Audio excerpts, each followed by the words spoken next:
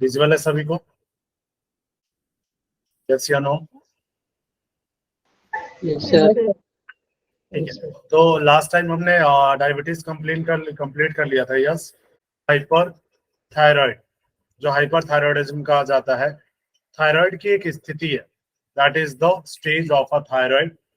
Thyroid क्या है? एक छोटी तितली के आकार की ग्रंथि है, that is the gland, right, जो कि कहाँ पे है? फ्रंट ऑफ योर नेक, आपके गर्दन के सामने स्थित होती है। या टेट्रा आयोडोथायरोनिन T4, क्या कहते हैं? टेट्रा आयोडोथायरोनिन T4 और ट्राई आयोडोथायरोनिन T3 का निर्माण करता है, क्रिएट करता है। T3 और T4 को क्रिएट करता है। हाइपरथायरॉयडिज्म कब होता है? जब थायराइड बहुत अधिक T4 या T3 दोनों बनाना स्टार्ट कर देता है, राइट। अगर एक्सेसिव बनाना स्टार्ट कर देता है, उस कंडीशंस में क्या होता है? Hyper thyroidism, right, hyperthyroidism. इसका रीजन क्या हो सकता है? क्यों ये T3 और T4 एक्सट्रीम लेवल पे बनाना स्टार्ट करता है? स्थितियों की एक किस्म की हाइपरथायरॉयडिज्म का कारण बन सकती है ग्रेव्स डिजीज। ग्रेव्स जो डिजीज है, एक क्या है? That is the auto immune disorder. जो ऑटो इम्यून डिसऑर्डर है वो हाइपरथायरॉयडिज्म का सबसे मेन रीजन है। ऑटो इम्यून डिजीज जो कौन सा रोग है? That is called Graves. यह बहुत अधिक हार्मोन स्रावित के लिए थायराइड को उत्तेजित करने वाला एंटीबॉडी का कारण बनता है। जो ग्रेव्स होती हैं वो क्या करती हैं? वो काफी ज्यादा हार्मोन जो होता है वो रिलीज कर देता है, जो क्या करता है? थायराइड को स्टिमुलेट कर देता है, उत्तेजित कर देता है, राइट। ग्रेव्स रोग क्या होता है? पुरुषों की तुलना में महिलाओं में अधिक बार होता है। ये फीमेल्स में मोस्टली बहुत ज्यादा होता है, या परिवारों में चलता है, जो कि एक आनुवंशिक लिंक का सुझाव देता है। ऐसा नहीं है कि ये नॉर्मल, हो सकता है कि किसी को अनुवांशिक भी हो सकता है ये, ठीक है ना। किसी की फैमिली में पहले रहा हो तो वो आगे शिफ्ट हो सकता है। इसके अन्य रीजन भी है, अन्य कारण भी है। There is some another reasons. कौन कौन से? Excess iodine. अगर आपके बॉडी में एक्सेस आयोडीन हो जाता है तो उससे क्या होगा? T3 और T4 में एक प्रमुख घटक है। अगर एक्सेस आयोडीन होता है बॉडी में, आयोडीन की मात्रा अगर बढ़ जाए, क्वांटिटी बढ़ जाए बॉडी में, उस कंडीशंस में T3 और T4 ज्यादा सिक्रीट होने लग जाएगा। थायरोइडिटिस या थायराइड की सूजन, जो ग्रंथि से T3 T4 का रिसाव का कारण बनती है। आपने देखा है ना, जो ग्वाइटर होता है, ग्वाइटर सभी को पता है ना, जिसको घेंगा रोग कहते हैं, वो किसका रीजन बनता है? बिकॉज ऑफ द T3 और T4। क्लियर ना? जो सूजन होता है, थायराइड की जो सूजन है, वो T3 और T4 के रिसाव के कारण होता है। इसमें क्या होता है? ओवरी और टेस्टिकुलर ट्यूमर्स। अगर ओवरी या टेस्टिस में ट्यूमर है, उस कंडीशंस में भी ये हो सकता है। थायराइड या पिट्यूटरी ग्लैंड के और बिगिनिंग ऑफ ट्यूमर्स, राइट, इन दोनों के रीजन से भी हो सकता है। अगर थायराइड या पिट्यूटरी में क्या होता है, इसमें अगर कुछ ऐसा अप एंड डाउन होता है, उस कंडीशंस में क्या होगा? ये अनबैलेंस होता है, उस कंडीशंस में क्या होगा? हार्मोनल चेंजेस की वजह से ये हो सकता है। आहार की खुराक या दवा के माध्यम से बड़ी मात्रा में टेट्रा आयोडोथायरोनिन जनरेट होता है। क्लियर है? इससे भी हो सकते हैं। कुछ दवाइयां जो होती है ना, उससे भी ये बढ़ता है, टेट्रा आयोडो जो थायरोनिन है। सिम्टम्स क्या हो सकते हैं? T3 T4 ये दोनों ही की उच्च मात्रा, अत्यधिक चयापचय, क्या होता है? Higher metabolism rate. अब जब मेटाबॉलिज्म रेट हाई होगा तो उससे क्या होगा? जिसे हाइपर मेटाबॉलिक कहते हैं। इस स्टेज को क्या कहते हैं? Hyper metabolic. एक हाइपर मेटाबॉलिक स्थिति में आप तेजी से हृदय गति, हार्ट रेट हाई हो जाएगा, ऊंचा रक्तचाप, ब्लड प्रेशर हाई हो जाएगा और हाथ कांपने का अनुभव कर सकते हैं। There is a shivering in your hands. आपको स्वेटिंग बहुत ज्यादा फील होगी। गर्मी के लिए कम सहनशीलता विकसित हो सकती है। आप गर्मी को सहन नहीं कर पाएंगे, हीट को सहन नहीं कर पाएंगे। हाइपर थायराइडिज्म लगातार अधिक मलत्याग, वजन घटाने और महिलाओं में अनियमित मासिक धर्म चक्र का कारण बन सकता है। क्लियर है ना? एक्सेसिव जो फीसेस का जो सिक्रेशन है, राइट, आपका वजन कंटिन्यूअस घटना शुरू हो जाएगा। क्यों? क्योंकि मेटाबॉलिज्म रेट हाई होगा, तो वहां पे जो प्रोटीन्स होगी, कार्ब्स होंगी, उसका क्या होगा? डाइजेशन बहुत ज्यादा होगा ना। और उस कंडीशन में अगर आप प्रॉपर इंटेक नहीं ले रहे हैं तो क्या होगा? अगर आप खाना खा भी रहे हैं, प्रॉपर इंटेक कर भी रहे हैं, लेकिन अगर जो मेटाबॉलिज्म रेट बढ़ गया तो क्या होगा? वो आपकी मसल्स में जो प्रोटीन स्टोर्ड हैं उनको बर्न करना स्टार्ट हो जाए कर देगा, जिससे क्या होगा? आपकी वजन कम होने लग जाएंगे। और फीमेल्स में मोस्टली इसका देखा जाता है कि मासिक धर्म का चक्र का कारण बन सकता है अनियमित, irregular periods, menstrual cycle, irregular menstrual cycle. आप आज के टाइम में देख रहे होंगे ना कि हाइपरथायराइडिज्म में भी ये प्रॉब्लम आ रही है और हाइपो में भी आ रही है। ठीक है ना? मोस्टली जो पीसीओडी पीसीओएस क्या है? That is the reason of the irregular menstrual cycle. अगर ये कंटिन्यूअस चलता रहता है तो ये कंडीशंस ऐसी आती हैं जहां पे ये रुक जाती है। क्लियर है? और उसका रीजन क्या है? मोस्टली देखा जाता है हाइपर और हाइपोथायरॉयडिज्म। जिनमें हाइपो नहीं होगा उनमें हाइपर रीजन होगा। क्लियर है? संभवतः थायराइड ग्लैंड खुद एक जो आपके गले की है उसमें ग्वाइटर में सूजन कर सकती है, जो घेंगा रोग होता है ना, इसी रीजन से होता है।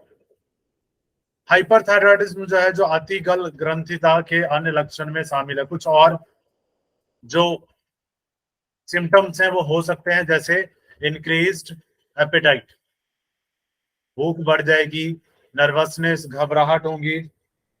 ठीक है? उसके बाद क्या हो सकता है? इंक्रीज जो रेस्टलेसनेस होगी, बेचैनी होगी। ठीक है?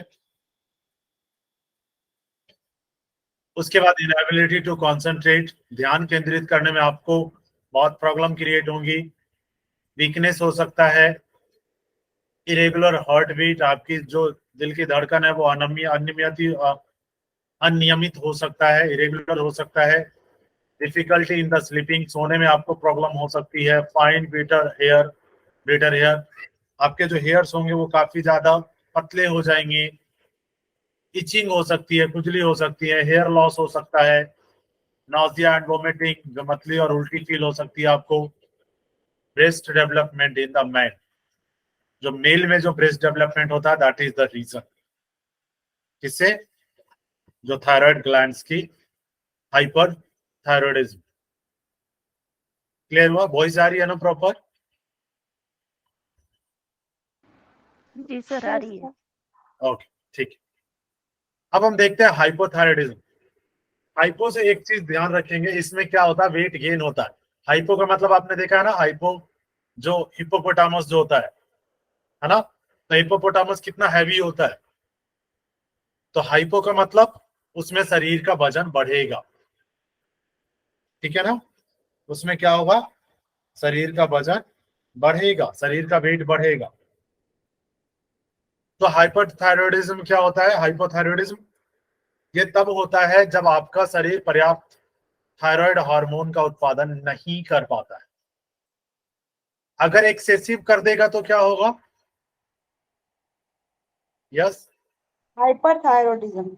हाइपरथायरॉयडिज्म हो जाएगा। और अगर कम करेगा तो हाइपोथायरॉयडिज्म। हाइपोथायरॉयडिज्म। हाइपो। क्लियर हो गया? तो थायराइड हार्मोन की सही मात्रा के बिना आपके शरीर के प्राकृतिक कार्य धीमा होने लगता है। क्या होता है, जो आपका नेचुरल प्रोसेस है वो लो होने लग जाता है, और हाइपोथायराइडिज्म पुरुष की तुलना में महिलाओं को अधिक बार प्रभावित करता है। ये भी फीमेल्स में ही ज्यादा देखने को मिलती है। क्लियर है? अब तो मोस्टली आपको देखने को मिलेगा कि अनबैलेंस है thyroid, right.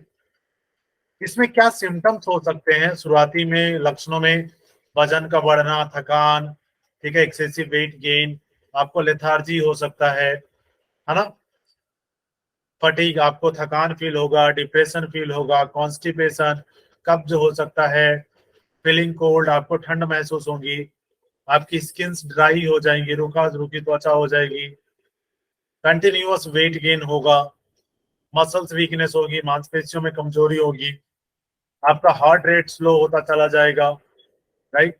Elevated blood cholesterol, आपके जो ब्लड में जो कोलेस्ट्रोल की मात्रा है वो क्या होगी? इंक्रीज होगी। Pain and stiffness in your joints, आपके जोड़ों में दर्द और जकड़न फील होगा, स्टिफनेस फील होगा। आपके जो हेयर्स होंगे वो सूखे और पतले हो जाएंगे, राइट। इम्पेयर्ड मेमोरी, आपकी स्मृति धीरे धीरे कम होने लगेगी, ठीक है। भूलने की चीजें आप रखेंगे और भूल जाएंगे, चीजों को भूलेंगे जल्दी, इसलिए।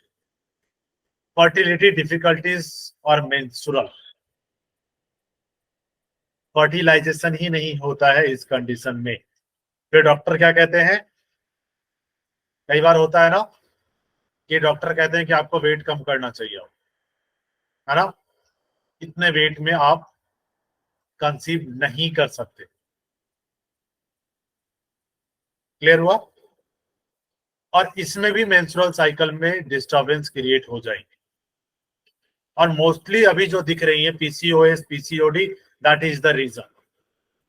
आप देखेंगे कि उनमें वजन, जो उनका वेट होगा, दैट इज द एक्सेसिव, या तो हाइपर हो सकता है या हाइपो होगा, मोस्टली हाइपो होता है, ठीक है ना। Changes, muscle stiffness, pain and tenderness, आपकी जो मांसपेशियां हैं उसमें अकड़न फील होगी, दर्द और कोमलता, टेंडरनेस होगी। पफी सेंसिटिव फेस, आपके फेस क्या हो जाएगा? वहां पे आपको सूजन आ जाएगी, ठीक है, जो कि बढ़ती चली जाएगी वेट के साथ। इसका रीजन क्या हो सकता है? एक तो ऑटो इम्यून डिजीज हो सकता है, ठीक है ना।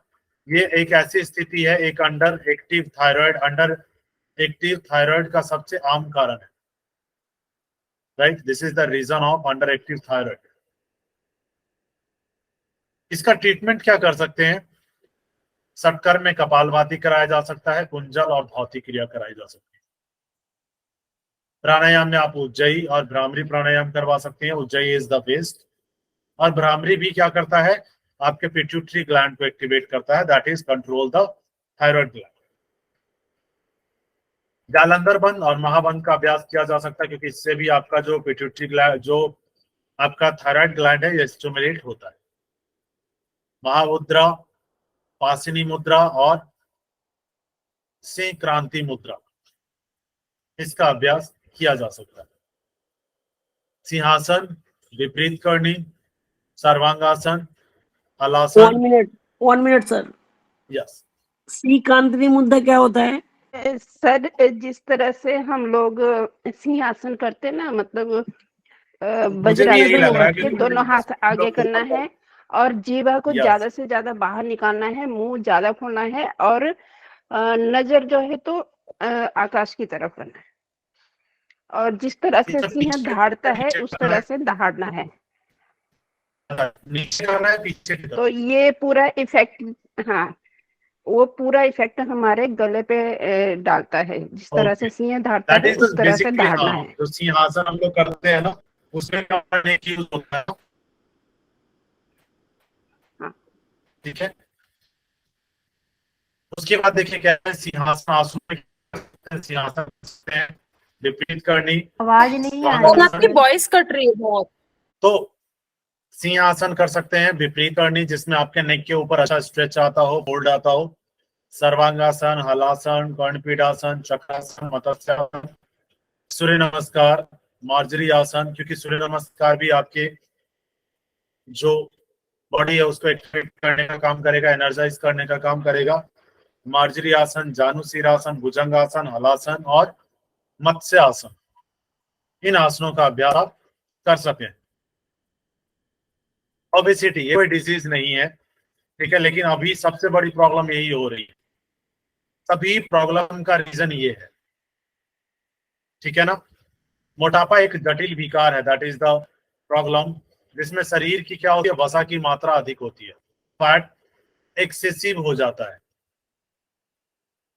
एंड मोटापा सिर्फ एक कॉस्मेटिक चिंता नहीं है, यह रोगों और स्वास्थ्य समस्याओं जैसे कुछ डिजीज हैं जो इसके बाद हो जाती हैं, हार्ट डिजीज, डायबिटिक, मधुमेह, उच्च रक्तचाप के खतरे को बढ़ाता है। क्लियर है। मोटापे का निदान क्या है, तब किया जा सकता है जब आपका बॉडी मास इंडेक्स 30 या उससे अधिक होता है। क्लियर है। जब उससे ज्यादा हो रहा है तो क्या है, दैट ओबेसिटी।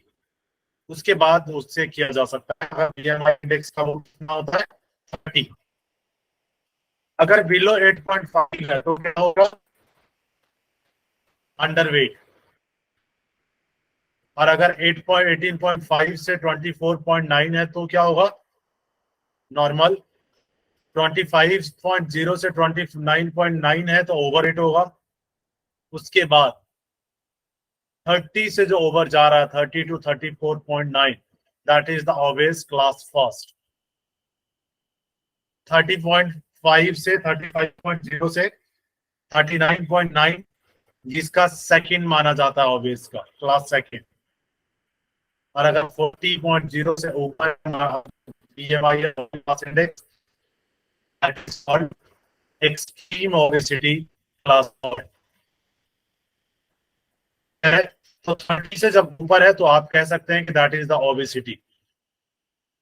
आपके बॉडी के वेट पे मोस्टली किस किस चीज का, एक तो जेनेटिक हो सकता है, आपका किस तरीके का बिहेवियर है, पॉजिटिव थिंकिंग, नेगेटिव थिंकिंग, है ना, जो व्यवहार है आपका, और कुछ प्रभाव पड़ता है किसका, कुछ इफेक्ट होता है आपके हार्मोनल इम्बैलेंस।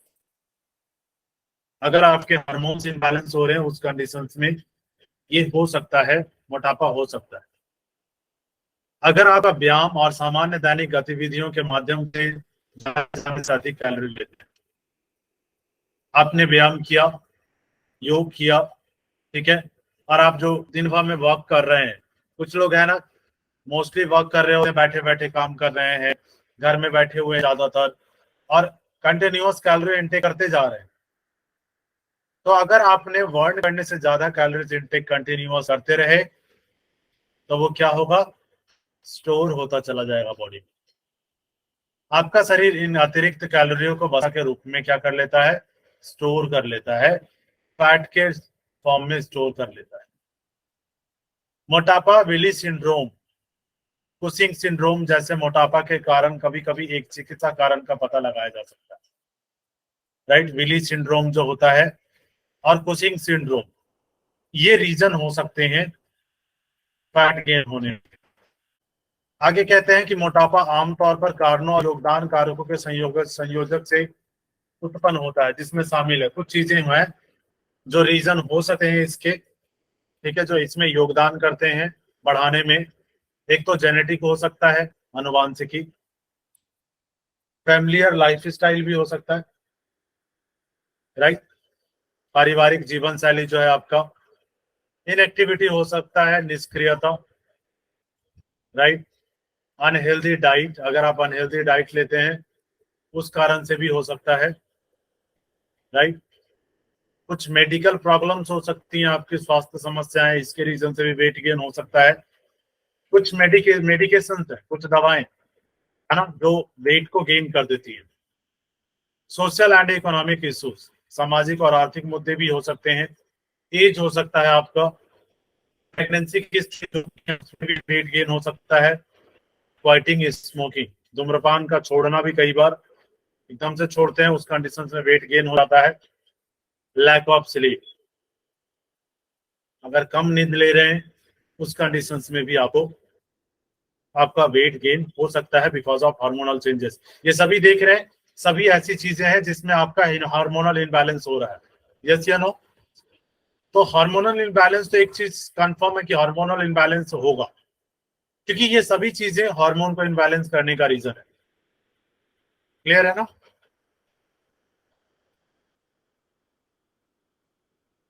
यौगिक ट्रीटमेंट क्या कर सकते हैं आप, उपचार क्या ले सकते हैं? सटकर में आप कुंजल, लघु शंख प्रक्षालन, कपालभाति और अग्निसार क्रिया कर सकते हैं।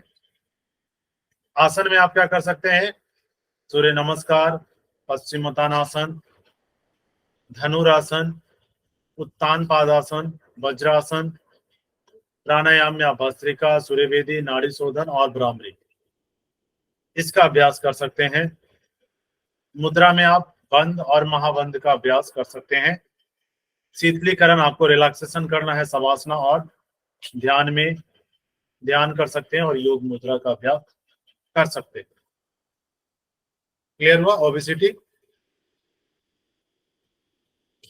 अब मेटाबॉलिक सिंड्रोम, जिसको कहते हैं उपचयी सिंड्रोम, राइट? Metabolic syndrome. सेब और नाशपाती शरीर के आकार का, इसका जो सेब होता है कैसा होता है? जो सेब होता है ना नाशपाती, उस टाइप में होता है इसका सेब। अब मेटाबॉलिक सिंड्रोम क्या है? परिस्थितियों का एक समूह है। कुछ चीजें होंगी तो मेटाबॉलिक सिंड्रोम होगा, जैसे रक्तचाप में वृद्धि। इस परिस्थितियों में क्या होगा? आपके ब्लड प्रेशर हाई हो जाएगा, आपके ब्लड जो कोलेस्ट्रॉल होता है ब्लड में, कोलेस्ट्रॉल का लेवल बढ़ जाएगा। शरीर में, बॉडी में आपके वेस्ट के आसपास एक्सेसिव फैट हो जाएगा, फैट बढ़ जाएगा आपके वेस्ट के आसपास, राइट? और असामान्य कोलेस्ट्रॉल या ट्राइग्लिसराइड, राइट? ट्राइग्लिसराइड, कोलेस्ट्रॉल की मात्रा बढ़ सकती है, कम हो सकती है, ठीक है, का स्तर जो एक साथ होते हैं, जिसे हृदय रोग, स्ट्रोक और मधुमेह का खतरा बढ़ जाता है।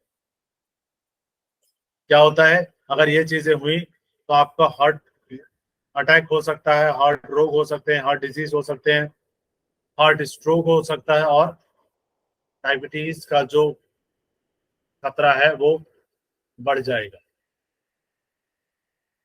इसके लक्षण क्या है, सिम्टम्स क्या हो सकते हैं? हालांकि एक बड़ी कमर परिधि एक स्पष्ट संकेत है। अगर जैसे हाइयर जो वेस्ट होता है ना, काफी ज्यादा उसमें वेट, जब उसमें फैट एक्सेसिव बढ़ जाता है ना, that is the reason of the metabolic syndrome.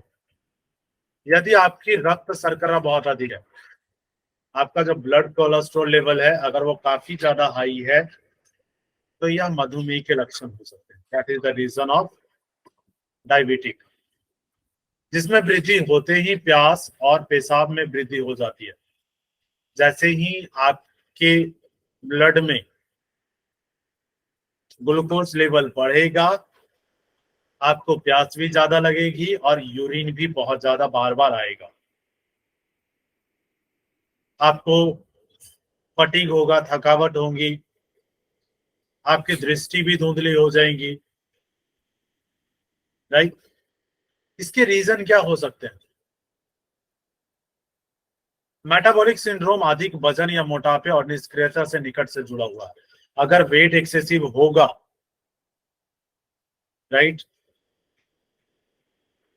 तो मेटाबॉलिक सिंड्रोम हो सकता है। यह इंसुलिन प्रतिरोधक नामक एक स्थिति से भी जुड़ा हुआ है, इंसुलिन रेजिस्टेंस, राइट? जो इंसुलिन रेजिस्टेंस होता है उससे भी जुड़ा हुआ है। निम्नलिखित कारण चयापचय सिंड्रोम होने की संभावना को बढ़ते हैं। जो मेटाबॉलिज्म है ना, जो मेटाबॉलिक सिंड्रोम है, इससे होने के कुछ रीजन हो सकते हैं। एक तो एज हो सकता है, राइट? एक्सेसिव वेट हो सकता है, ठीक है, कंटिन्यूअस जो रेस करते हैं वो हो सकता है, रनिंग और डायबिटिक हो सकता है। अन्य डिजीज भी है जो इसके रीजन। हमने इसका जो यौगिक उपचार देखा हमने किसका, ओबेसिटी का, उसके अनुसार ही इसकी भी डिजीज जो ट्रीटमेंट है वो की जाएगी। क्लियर है? नेक्स्ट डिजीज कौन सा है? दैट इज द कस्टार्थ dysmenorrhoea. Dysmenorrhoea, right? There is a painful menstruation. This is related to the females.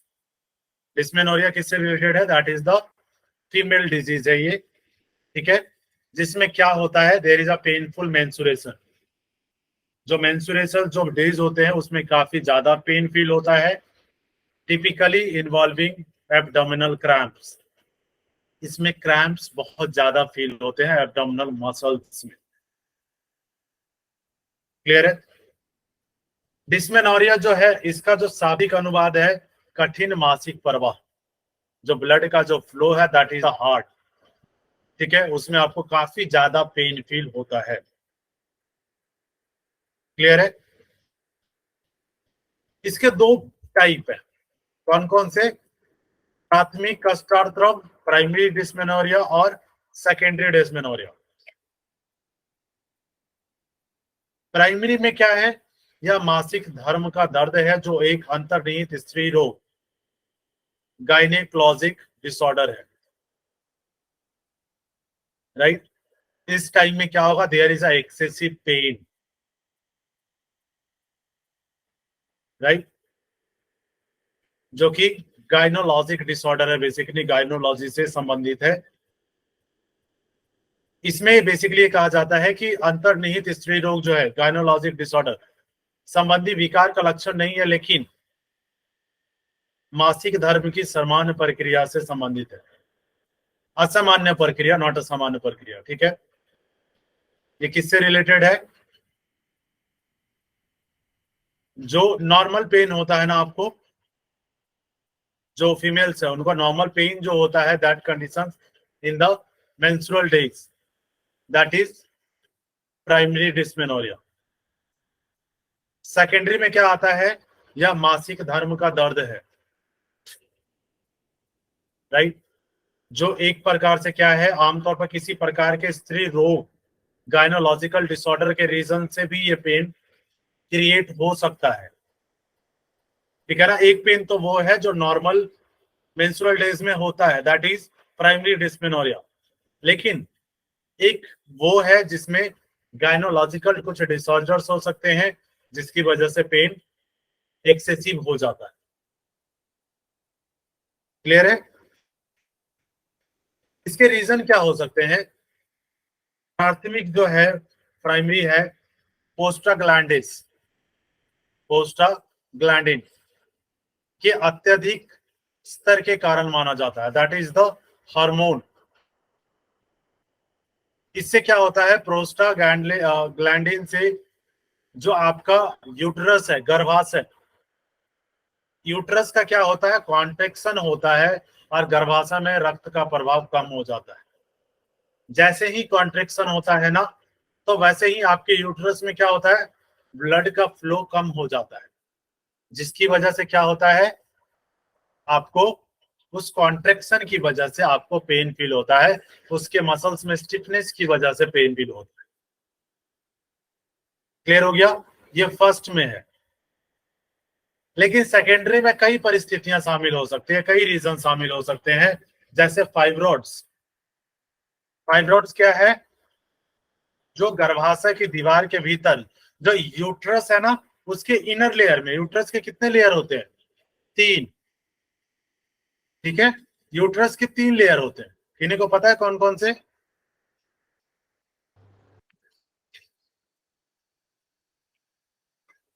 Endometrium, endometrium, myometrium और पेरीमेट्रियम। पेरीमेट्रियम। एंडोमेट्रियम, मायोमेट्रियम और पेरीमेट्रियम। क्लियर है? तो इस कंडीशंस में क्या होता है? फेब्रॉइड्स कहाँ होते हैं? या तो गर्भाशय की दीवार के भीतर जो वॉल है ना, 3 जो वॉल लेयर हमने देखा, उसके भीतर हो सकता है या इसके साथ ही अटैच हो सकता है, दैट इज द फिब्रॉइड्स, जो ट्यूमर है। इस कंडीशंस में क्या होगा, देयर इज अ पेन। ये प्रॉब्लम होने के बाद भी क्या होगा, मेंस्ट्रुअल साइकिल्स में काफी ज्यादा पेन फील होगा। क्लियर। फिर कहते हैं एंडोमायोसिस। एंडोमायोसिस क्या होता है, उत्तक जो गर्भाशय एंडोमेट्रियम कहा जाता है। एंडोमेट्रियम का जो लेयर है ना, क्लियर, वो अपनी मांसपेशियों की भीतर के दीवारों के भीतर विकसित करना शुरू कर देता है। क्या, जो एंडोमायोसिस है, जो एंडोमायोसिस है ना, उसको कहा, जो एंडोमेट्रियम कहा जाता है ना, तो अपने मांसपेशियों की दीवारों के भीतर विकसित करना शुरू कर देता है। क्या, ट्यूमर। अगर ये उसके लेयर के भीतर डेवलप करना शुरू कर देगा तब भी ये प्रॉब्लम हो सकता है। यौन संचारित संक्रमण, सेक्सुअली ट्रांसमिटेड इन्फेक्शन, एसटीआई, इसके रीजन से भी ये हो सकता है डिस्मेनोरिया। एंडोमेट्रियोसिस, एंडोमेट्रियोसिस क्या है, एंडोमेट्रियल अस्तर के टुकड़े जो अन्य श्रोणी अंगों पर पाए जाते हैं। पेल्विक सूजन की बीमारी, pelvic inflammatory disease, PID. Clear है। जो मुख्य रूप से कहा है, फैलोपियन ट्यूब, जहां पे क्या होता है, देयर इज अ फर्टिलाइजेशन। इसकी रीजन से भी डिस्मेनोरिया हो सकता है, राइट। और एंडोमेट्रियोसिस जो कहा जाता है, दैट इज क्या है, एक संक्रमण है,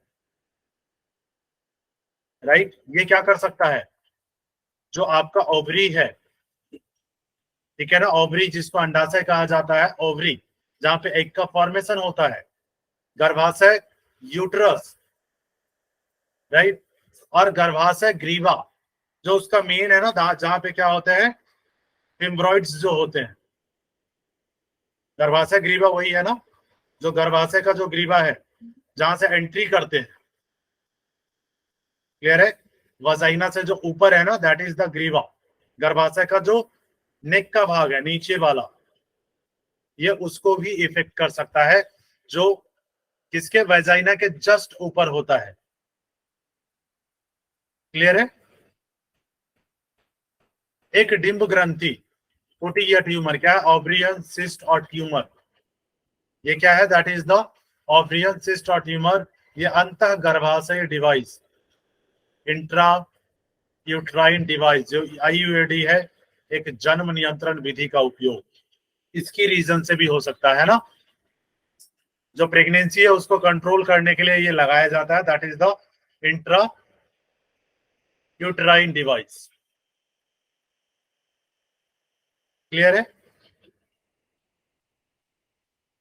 इसमें कुछ रीजंस हो सकते हैं, लक्षण हो सकते हैं, सिम्टम्स हो सकते हैं। क्या क्या, इसका जो मुख्य लक्षण क्या है, दर्द, हाइपर एक्सेसिव पेन होगा, राइट।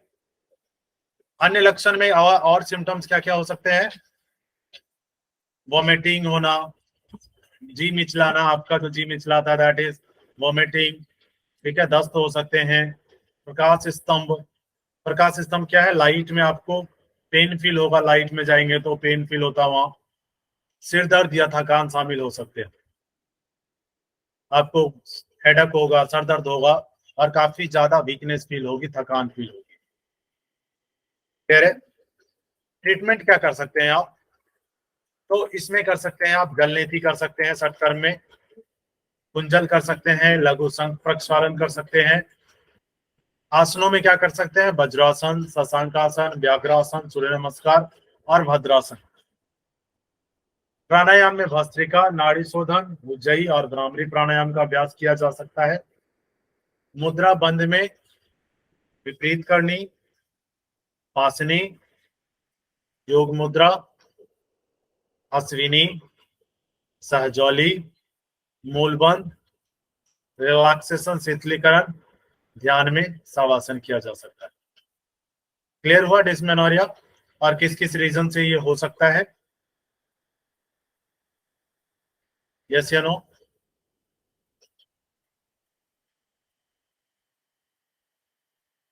क्लियर हुआ क्या सभी को?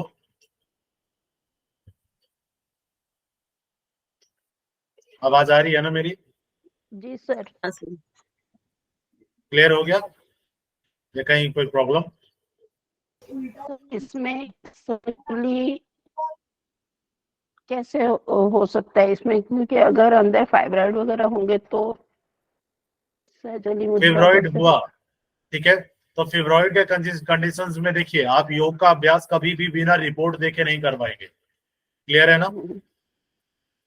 अगर फिब्रॉइड है, so what is the suggesting the gynaecologist? Gynaecologist जो है वो क्या सजेस्ट कर रहे हैं? क्लियर है ना? ऐसा नहीं है आप उनको अभ्यास कराते जाए और उनका पेन बढ़ता चला जाए। आफ्टर रिपोर्ट देखने के बाद ही अभ्यास करना यस, है। किसी भी डिजीज में ट्रीटमेंट विदाउट रिपोर्ट देखे नहीं होती है। आज के टाइम में सभी सिर्फ डिजीज सामने से पूछते हैं आपको क्या हुआ और ट्रीटमेंट स्टार्ट कर देते हैं। दैट इज नॉट गुड, ठीक है ना? ये सही नहीं है। कई सारे पेशेंट मेरे पास हैं। और जी। इसमें उज्जयी प्राणायाम कैसे काम करेगा? अभी सर मोस्टली हाँ जी, थायराइड के लिए यूज होता है, यस, बट उसमें मोस्टली मतलब जिनको पीसीओसी उनको थायराइड का भी प्रॉब्लम होता है, थायराइड की वजह से मोस्टली ये प्रॉब्लम इंसुलिन भी आता है। रीजन है ना? हाँ इंसुलिन के रीजन भी से भी तो पीसीओडी होता है ना, इनबैलेंस ऑफ द इंसुलिन। हाँ, मोस्टली थायराइड अगर इम्बैलेंस हुआ है उनका तो एक उनको चीज मतलब ये ध्यान प्रॉब्लम दीजिएगा, आती जैसे है, जैसे फर्टिलाइज का ओवरीज प्रॉब्लम में आता है। अगर ये ओवरीज में अगर जैसे आपका जो यूट्रस है ना, अगर यूट्रस के किसी भी लेयर में फिब्रॉइड्स हुआ तो वो पीसीओडी की प्रॉब्लम जनरेट करेगा, ये ध्यान रखें। हाँ, क्लियर है ना? क्योंकि वहां पे मेरे पास एबनॉर्मल हो ना जाएगा। मोस्टली मेरे पास बहुत सारे पेशेंट हैं जिनको पीसीओएस पीसीओडी का प्रॉब्लम है। क्लियर है? जी। तो ये इंसुलिन के कंट्रोल के लिए किया जाता है। मैंने इसीलिए कहा कि जब भी किसी को ट्रीट कर रहे हो ना, तो विदाउट डॉक्टर्स के रिपोर्ट के ना करें। क्लियर है ना? क्योंकि कई कंडीशंस में ऐसे हुए हैं, कुछ मेरे पास आए हैं जिन्होंने ये कहा कि हमें बैक में पेन है, ठीक है, एंड उन्होंने पहले भी किसी से किया था, दे आर डन। उन्होंने कहा कि सर हम काफी टाइम से योग कर रहे हैं, ठीक है, और हम बैक पेन के लिए कर रहे हैं, लेकिन अब हमारे हालात ऐसे हैं कि हमारा उठना बैठना भी बंद हो गया है।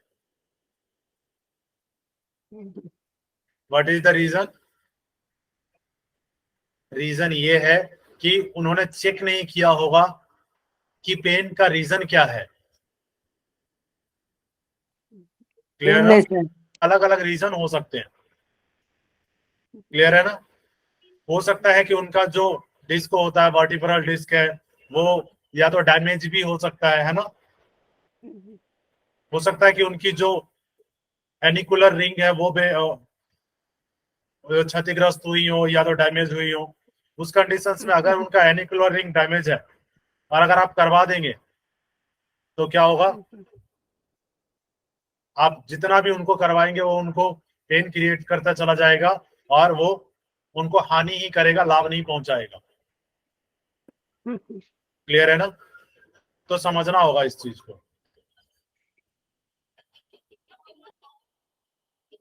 क्लियर है? जी सर। जी तो इन सर। चीजों का ध्यान रखें। नेक्स्ट क्योंकि बात सर हाँ जी, जो ये फाइब्रॉइड वगैरह है वो भी मतलब अ, 4 टाइप के होते हैं, ऐसे पॉलिप्स वगैरह होते हैं, फिर कई जगह पे बताया अंगूर गया के है, ठीक है गुच्छों के। हाँ हाँ। ना? मोस्टली जो देखने में मिलता है दैट इज द हाइपर और हाइपो। यस। ठीक है ना? नेक्स्ट है हमारा दैट इज द, हाँ हाँ, ठीक है, ओके सर। कुछ कह रहे हैं तो बोलिए बिल्कुल। ओके, करिए, आगे करिए। हाँ ठीक। That is the menopause. Next है रजनोवृत्ति। मीनोपॉज। मीनोपॉज वो टाइम काल है जहां मासिक धर्म के चक्र के अंत में को चिन्हित किया जाता है, जहां मेंस्ट्रुअल साइकिल एंड होता है। 12 मंथ तक मासिक धर्म ना होने के बाद इसका निदान किया जाता है। अगर 12 महीने तक इसका कंटिन्यूअस अगर मेंस्ट्रुअल साइकिल नहीं होता है आफ्टर 40, किन्हीं का पहले भी आपका जो लाइफ स्टाइल है वहां 30-35 से शुरू हो गया है ना, 35 से भी हो जा रहा है। क्लियर है? रजनोवृत्ति 40 या 50 की आयु में हो सकती है, अब 35 भी काउंट किया जा रहा है, mostly 35 because of the hormonal changes, diet, life routine, life style. ठीक है ना? रजनोवृत्ति एक जो मेनोपॉज है, एक प्राकृतिक जैविक प्रक्रिया है, that is a biological process. ठीक है ना? लेकिन शारीरिक लक्षण, सिम्टम्स जैसे गर्म चमक, रजनोवृत्ति के भावनात्मक लक्षण आपकी नींद को बाधित कर सकते हैं। मेनोपॉज में नींद नहीं आती है, डिस्टर्बेंस ऑफ द स्लीप, आपकी ऊर्जा को कम कर सकते हैं, आप काफी ज्यादा लेजीनेस फील करेंगे, या आपके जो मेंटल है, भावनात्मक, ये इसके स्वास्थ्य को प्रभावित करता है। क्लियर है? इरेगुलर पीरियड्स, ठीक है, अनियमित पीरियड, जो इरेगुलर पीरियड्स हैं वो हो सकते हैं वेजाइनल ड्राइनेस, योनि का सूखापन, राइट, हॉट फ्लैशेस, अचानक फीवर आ सकती है, गर्मी फील हो सकती है, आपको ठंडी लग सकती है अचानक, नाइट स्वेट्स, रात को पसीना आना, स्लीप प्रॉब्लम, नींद की समस्या हो सकती है, मूड चेंजेस, आपके जो मूड है उसमें कंटिन्यूअस चेंजेस आते रहेंगे, वेट गेन होगा, और स्लो मेटाबॉलिज्म, जो आपका मेटाबॉलिज्म रेट है वो क्या हो जाएगा, डाउन हो जाएगा। रीजन क्या हो सकते हैं? प्रजनन हार्मोन की प्राकृतिक गिरावट, जो natural degradation of the reproduction hormone, जो रिप्रोडक्शन हार्मोन्स है ना, कौन कौन से होते हैं? एस्ट्रोजन और प्रोजेस्टेरोन। जो ओवरीज है एस्ट्रोजन और प्रोजेस्टेरोन बनाना शुरू करते हैं, उसमें क्या होता है, कम, डिक्रीज हो जाता है हार्मोन जो मासिक धर्म को नियंत्रित करते हैं। जो मेंस्ट्रुअल साइकिल को जो कंट्रोल करते हैं वो कौन से हार्मोन्स हैं? दे आर द एस्ट्रोजन और प्रोजेस्टेरोन। क्लियर है ना? क्योंकि जो एंडोमेट्रियम का लेयर जो बनाना शुरू करता है दैट इज द प्रोजेस्टेरोन के कारण होता है। ठीक है, एस्ट्रोजन के रीजन से होता है, और प्रोजेस्टेरोन क्या करता है, उस लेयर को, जो मेंस्ट्रुअल साइकिल होता है ना, मेंस्ट्रुअल साइकिल क्यों होता है? क्योंकि जो आपका एंडोमेट्रियम का जो लेयर बनता है, ठीक है, ओवरीज में, ठीक है ना, तो वो किस लिए बनता है? ताकि आपका फर्टिलाइजेशन हो फैलोपियन ट्यूब में, right, after the sexual process fertilisation हो गया, तो वहां जो जाइगोट बनेगा आफ्टर फर्टिलाइजेशन, वो कहाँ आके रुकता है? वो प्लेस्ड होता है एंडोमेट्रियम में। लेकिन अगर फर्टिलाइजेशन नहीं हुआ तो क्या होगा? क्योंकि एंडोमेट्रियम का लेयर तो बन गया है और एग का सिक्रेशन भी हो गया, तो एग का जो सिक्रेशन हुआ था, अगर फर्टिलाइजेशन नहीं हुआ तो एग मेल्ट हो जाएगा, ठीक है, और जो लेयर है एंडोमेट्रियम का वो मेल्ट होके ब्लीडिंग के थ्रू वेजाइना से बाहर आ जाएगा। क्लियर है? ये प्रोसेस होता है मेंस्ट्रुअल साइकिल का। ठीक है, जो कि प्रोजेस्टेरोन जो रिलीज होता है वो इसका क्या करता है, लेयर को डिस्ट्रॉय करने में हेल्प करता है। ठीक है ना? लेकिन जैसे ही अगर जो फर्टिलाइजेशन हो गया और वो जाइगोट आ गया एंडोमेट्रियम की लेयर में, तो प्रोजेस्टेरोन रिलीज नहीं होगा, तो वहां पे क्या होता है, आपका जो मेंस्ट्रुअल है वो रुक जाता है। इन दैट कंडीशंस कि आपको पता चलता है कि कंसीविंग हुई है या नहीं हुई। क्लियर हो गया? ये प्रोसेस होता है। ठीक है, एक बार रिपीट कर दीजिए थोड़ा सा। हाँ ठीक है, जैसे हमने अभी पढ़ा था ना इसके पहले कि 3 लेयर होते हैं, कौन कौन से? एंडोमेट्रियम, मायोमेट्रियम और पेरीमेट्रियम। तो जो एंडोमेट्रियम है ना, ओवरी, जो आपका यूट्रस का जो एंडोमेट्रियम है वहां पे क्या होता है, वही वहां पे एक लेयर डेवलप होता है। किस चीज के लिए? सबसे पहले यहां से आप समझे कि ओवरी है, ठीक है, ओवरी है ना, तो ओवरी से एग का फॉर्मेशन कब होता है? फर्स्ट डे से ही आपका ओवरी में एग का फॉर्मेशन होना स्टार्ट हो जाता है। क्लियर है ना? ओव्यूलेशन जो पीरियड होता है ना, थर्ड डे, तो थर्ड डे से ओव्यूलेशन का पीरियड स्टार्ट होता है। पहला जो 3 दिन होता है, there is a bleeding time, ठीक है ना, लेकिन जो थर्ड डे है, थर्ड डे से आपका ओव्यूलेशन पीरियड कहा जाता है। ओव्यूलेशन पीरियड में जो आपका ओवरी है, ओवरी में जो एस्ट्रोजन होता है उसका सिक्रिएशन होता है। और एस्ट्रोजन जो क्या करता है, जो अनडेवलप एग ओवरी में ऑलरेडी होते हैं, ऐसा नहीं है कि नहीं होता है, तो जैसे ही एस्ट्रोजन निकलता है वो जो आपके एग्स हैं उसको डेवलप करना शुरू कर देता है। क्लियर है ना? वो डेवलप करना शुरू करता है, और वही यूट्रस में आपका जो एंडोमेट्रियम का लेयर है, वो एंडोमेट्रियम का लेयर डेवलप होना शुरू हो जाता है। क्लियर है? अब एंडोमेट्रियम का लेयर किसके लिए डेवलप होता है? वो जायगोट के लिए डेवलप हो रहा है कि जायगोट जब फर्टिलाइजेशन होगा, फर्टिलाइजेशन कब होता है? 14 डेज में होता है, ठीक है, 14 डेज में जो होता है, ये जो तीसरा चरण है, थर्ड स्टेज में होता है। 14 डेज में आपका एग मेच्योर हो चुका होता है और वहां से रिलीज कर दिया जाता है। कहां पे? फैलोपियन ट्यूब में, ठीक है। फैलोपियन ट्यूब में एक प्रॉपर स्थान होता है जहां पे वो जाके रुकता है। अगर वो 24 घंटे वेट करता है, ठीक है, अगर उस टाइम तक जो स्पर्म है, आफ्टर सेक्सुअल प्रोसेस स्पर्म उस टाइम तक वहां पहुंच गया तो फर्टिलाइजेशन हो जाएगा। लेकिन अगर वो उस पीरियड तक वहां नहीं पहुंचा स्पर्म, तो क्या होगा? वो जो एक रिलीज हुआ था, जो फैलोपियन ट्यूब का लेयर है उसमें मेल्ट हो जाएगा, राइट? या तो फैलोपियन ट्यूब से मेल्ट ना होके वो कहां पे आके मेल्ट हो जाएगा? यूट्रस में। लेकिन फर्टिलाइज नहीं हुआ है, तो फर्टिलाइज नहीं हुआ तो वो क्या होगा? मेल्ट हो जाएगा। अगर फर्टिलाइजेशन होता, स्पर्म के साथ मिल जाता, तो क्या होता? वहां पे फॉर्मेशन होता जाइगोट का। क्लियर है? और वो जाइगोट कहां आता? जो लेयर डेवलप हुई यूट्रस में फॉर द बेबी, क्योंकि यूट्रस में ही बेबी होता है। जो इम्प्लांट होता है, जो जाइगोट इम्प्लांट होता है, वो यूट्रस में होता है। जो यूट्रस की लेयर होती है वो हेल्दी लेयर बनता है। तो उस हेल्दी लेयर में अगर फर्टिलाइजेशन हुआ तो वो जाइगोट बन जाएगा, और जाइगोट बन के वो कहां आ जाएगा? एंडोमेट्रियम में, और वहां प्लेस्ड हो जाएगा उसके लेयर में। क्लियर हो गया? लेकिन अगर जैसे फर्टिलाइजेशन नहीं हुआ था तो अब क्या होगा? प्रोजेस्टेरोन रिलीज कर दिया जाएगा।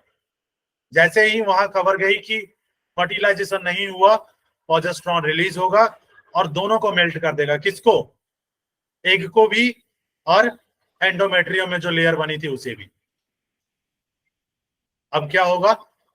There is a bleeding. Sir ये जो प्रोजेस्टेरोन है, ये मतलब जब हमारे को पीरियड जब आता है तो हाँ जी। हर महीने एक जो इसकी परत बनी रहती है वो 6 to 12 ml तक रहती है, Yes. तक रहती है। बट जब पीरियड आता है तो ये 3 या 4 mm तक रह जाती है। और बाय चांस अगर ये लेयर बराबर नहीं हुई, मतलब प्रोजेस्टेरोन हमारा बराबर नहीं रिलीज हो रहा है, तो Secret हुआ। ये, हाँ, तो वहां पे मतलब मिसकैरेज हो सकता है। तो कई बार जब हम सुनते हैं कि बच्चा नहीं ठहरा हुआ है, तो यही कारण होता है कि ये होल्ड नहीं कर पाता है, वहां एक एंडोमेट्रियम चीज जो देखिए, परत है उसकी वो यस, ठीक नहीं बनी हुई है। एक चीज ध्यान रहे कि एंडोमेट्रियम के लेयर के ऊपर नहीं प्लेस्ड होता है जाइगोट, ये ध्यान रहे। यस, वो हाँ, एंडोमेट्रियम के लेयर के अंदर जाता है। हाँ, वहीं वो क्लियर है ना? चिपक के रहता है 9 मंथ तक। और ये 9 मंथ तक ये प्रोजेस्टेरोन जो है तो रिलीज होता रहता है उसको होल्ड करने के लिए 9 मंथ तक।